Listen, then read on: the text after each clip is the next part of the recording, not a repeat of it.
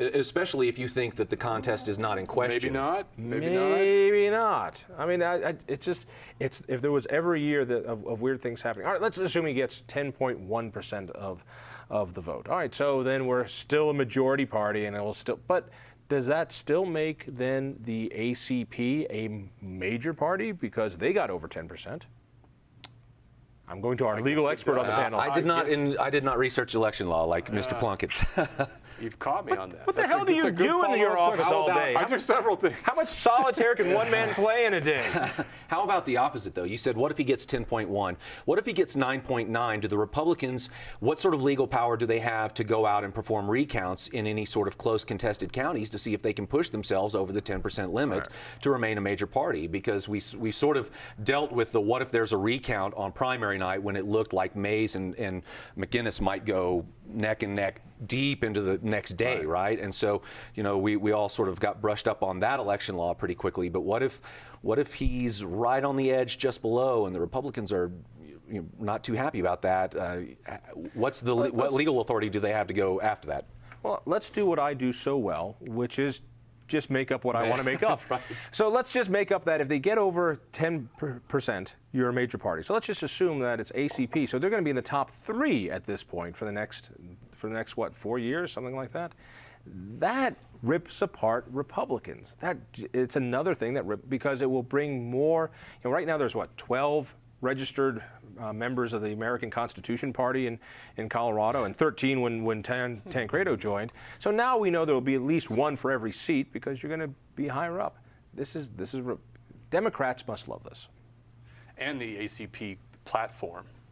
Have you actually read the ACP? I read through the platform and several weeks ago. You're pretty much in line with that, aren't you? It's almost absolutely. I think we should do everything we can to take ownership of the Panama Canal. Yeah, I mean, leave the United Nations, prevent women from serving in the military. It reads almost like the Denver Post editorial board positions. It is remarkable. And repeal the Voter Rights Act of 1965. Look at what harm that has done to the country. I'll take the canal back. I will definitely take the canal back. But I think one interesting question is whether or not the state legislature feels like they have to take any action on what happened, given the court case we saw with Tancredo. Whether or not there really was an intent by the state legislature to say, hey, you can't switch parties just to run for something, and you can't do that within a matter of days. You need to have... we need to sort of see a clean break from the party you were previously affiliated, which is why we said you needed to be affiliated with that party in January of the year that the vote happens in. So I wonder if maybe there aren't some legislators, some reps or senators somewhere scheming already and saying, if someone has to withdraw suddenly, that's fine for the party's vacancy committee to handle that, but we simply can't, party bylaws be damned, we can't have people leaving the party. That leads me to the next question. What does the legislature do to change election law this coming session, in the next 2 years? It seems to me that there are going to be some people who say, look what the caucus system brought us. Thanks to the caucus system, you had Scott McGinnis being able to bully out Josh Penry, who would have easily been the nominee had he stayed in, because he just didn't have the money to compete. And it allows gadflies to come in. All you need to do is go to the caucuses, and if you get 30% at the assembly, you're on the primary ballot, and who knows what could happen. I'm going to get a sense that there's going to be some movement to look at the caucus system again. And I've heard that. But we had this conversation around the editorial board around the time of the judge's decision to keep Tancredo in. The whole major minority party question came up. Why is there a distinction at all? Why does state election law give some parties more rights than other parties? Oh, I know the answer to that one. I know the answer. Me, Mr. Cotta. So you're still going to have a lot of Republicans, maybe even a lot more Republicans under the Gold Dome going forward. So so if the election law starts getting tinkered with to make the same old reason that they say, history is written by the victors. Well, election law is written by those who want to make sure that they don't have much competition. Suddenly, we're going to see an erstwhile major party arguing for the rights of the minor party. If in the General Assembly 2011. It could be fun. I like this. Not that this is necessarily associated with the whole major minor party deal, but when you talk about tinkering with election law, correct me if I'm wrong, Chuck, didn't the Post editorial board bring this up in your pages a couple of weeks ago, where you essentially you said we need to move up the primary because the primary is just too late in the season. It allows the inter-party squabbles to go on for way too long.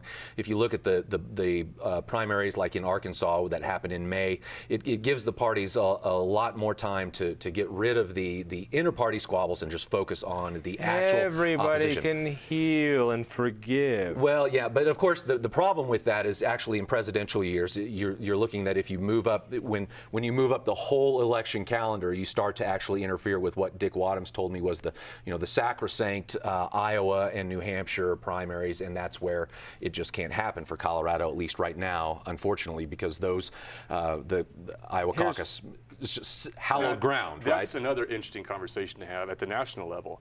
Shouldn't, if the Republican Party wants to field a more traditional Republican, someone like a Mitt Romney or someone like, someday like a Paul Ryan, not one of the fringe candidates they're so worried about. Not one of the fringe candidates they're so worried about, like a Sarah Palin. They need to think about how they structure their primary. The winner-take-all system, if several people turn out, favors someone like a Sarah Palin. So if you have a candidate that you believe is the more electable, more appealable to the mainstream American conservative, like a Mitt Romney, he will lose because of the way it's structured in Iowa, New Hampshire, and some of the others come so early, and it's the winner-take-all structure. There's another problem. It has to do with reporting, which is both of your businesses. That when there is a contested primary, when McGinnis, whether it's McGinnis and Josh Penry or McGinnis and Mays or whoever it is, reporters start digging up a lot more stuff. They start poking around because people have to make a vote. And when we complained about, well, when are you guys going to do something on Hickenlooper and start taking a look at some of those questions, the response I got from a lot of reporters, well, it's a foregone conclusion. There's nobody running against Hickenlooper, right. And therefore, a somewhat logical decision. We're not going to spend a whole lot of time because we don't have anything to add to the voters. When you say spend a lot of time, do you mean pre-primary time? Right. Okay. Right. We don't have reporters don't have the time to go look at Hickenlooper when nobody's challenging him for the primary. We'll wait until after that primary. I just wanted to make that distinction pre-primary because essentially I did hear that, I believe, once or twice from the Post that essentially, I mean, we know John's got it. We've got to focus on vetting the. Right. And I'm not ripping on the news media. I'm not either. I'm ripping on Republicans because since they always have the gadfly in the Republican primary, we've never had a Republican primary for governor that didn't have gadflies. Usually they get kicked out, but the last couple of elections, the Democrats have pushed them out. So they haven't had the stories that come out as long for as much time as Republicans. Okay, so if there's a lesson to be learned here then for Republicans, it is you have to start, and they can't rely necessarily on the media to do this because I think the media here, and I'm not, again, this isn't a criticism, what logically sort of happened, I even fell into this trap, was Scott McInnis is going to be the nominee, so we don't even have to worry about why spend any time vetting Dan Mays at all. And so, if there is a lesson for Republicans, then it is we've got to start investigating these. We've got to do our own vetting of the gadflies earlier on. I love go ahead. Well, I think that's a great point. I really do. I was thinking about it earlier today. It seems like when a human being, when a rational, intelligent human being takes a beating or loses something or has a personal setback, it's natural enough to go back and think inside yourself and say, where did I go wrong? What was it that I was doing that was a mistake? And so you go back and you think, is there something you want to tell us? So you think about what your principles are, what your strategy was, and then you figure out where either the strategy or the principles were wrong for the occasion, or you figure out where you deviated from them and lost your momentum, which is what happened to the Republicans in 2007, 2008, and in the Bush years, if that's the popular narrative. So why didn't they go back and look and figure out what it was that was wrong with the party and prevent a Dan Mays fiasco?